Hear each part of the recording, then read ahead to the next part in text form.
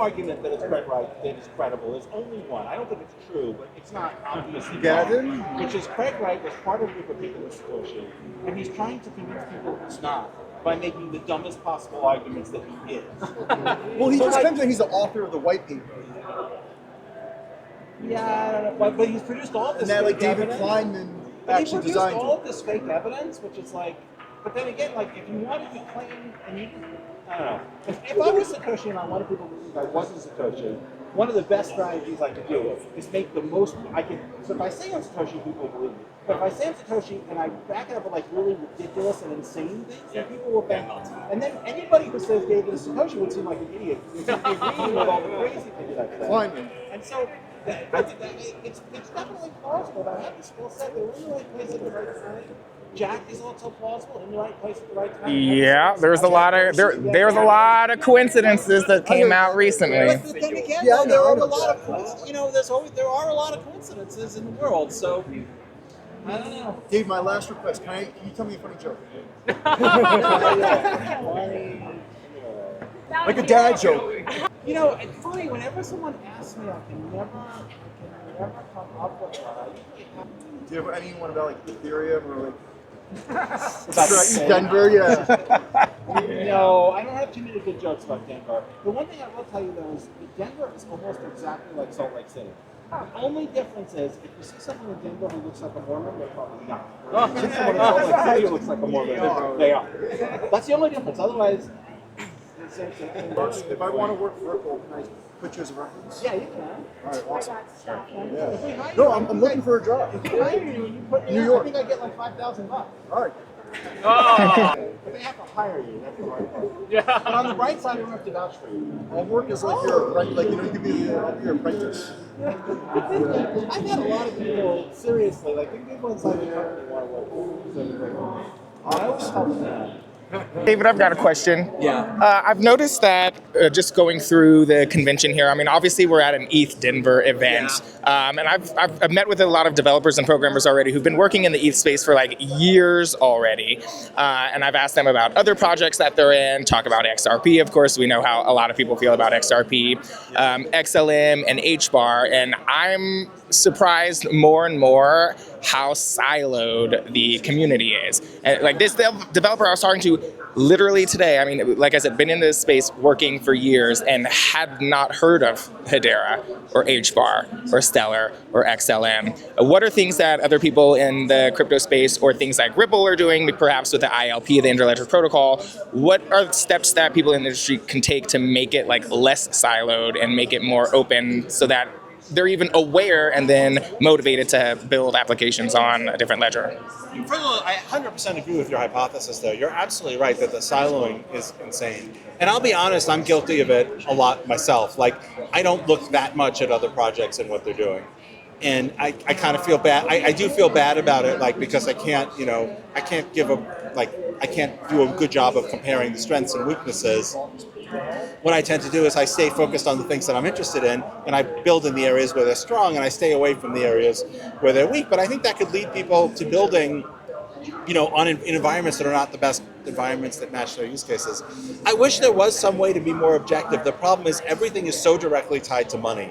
If I hold one token and you hold another token, anything good about your ecosystem feels like it's taking food out of my children's mouths to some extent. And so I think I kind of wish that people could be sort of more objective.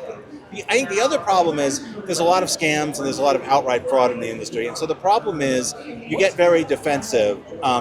But you don't want to call out a legitimate project, but you also don't want to, if you don't understand something, the default assumption is that it's probably not important or interesting. So you don't want to go out of your way to tell someone that they're not doing it the right way or that you feel like there's a better way of doing something. I publish MiCA regulations. Yeah, I mean, I totally agree that it's a problem. I just don't know what the solution is. I think a big part of the problem is the intimate connection to money.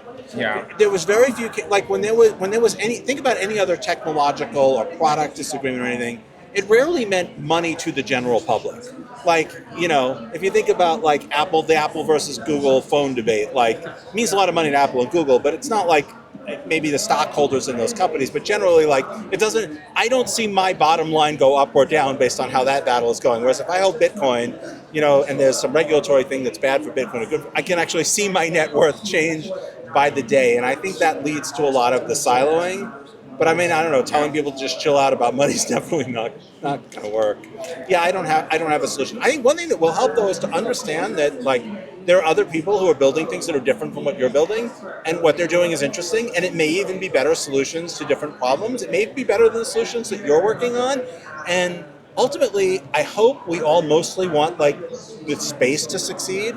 We want finance to be democratized. We want people to be able to hold money in ways that they control. We don't want governments to be able to hold people hostage and use their money to send soldiers overseas and fight and meddle in wars that make no logical sense. Meanwhile, they can't even vote to stop it because the money is printed. Like, these are things that our space could really have a chance at changing. Stablecoin issuers are the number 14 holder of U.S. Treasuries. That's a real, like, global impact. And that's only increasing.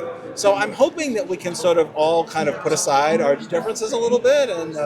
But I mean, I'm guilty of not doing that as anyone. So I mean, For sure. I appreciate the response. totally agree with you though that you're onto something that is kind of a depressing thing about our space that I think we would all like to see go away, and yet we're all guilty of. Yeah, it's crazy that they have not heard of some of these other projects, just the ones that they're working The on. one that got me was somebody who understands the space, someone really knowledgeable in the space, asked on Twitter, does the XRP ledger have any DEXs? Like, dude, we were the first DEX. Yeah, right? Like, do you not know? That's crazy. And I And understand it's like information is siloed, and people have joined the space. It's just like a company that's hiring people rapidly. Most people are going to be new. yeah, Are not, because we're growing rapidly. It's necessarily the case when you're growing rapidly that most people are new, and so you can't assume that anybody in the space knows anything from the history of the space. Why is no one talking about Flare Network?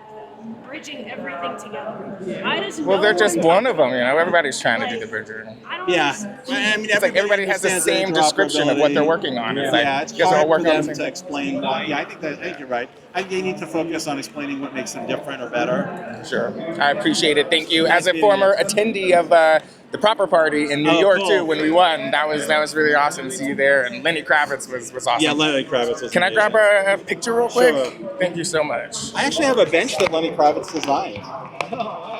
Oh wait, hold He has a on. furniture collection. I have your koozie with your. This is his koozie, the South Park character cartoon. He has a furniture collection, and my wife really likes his bench.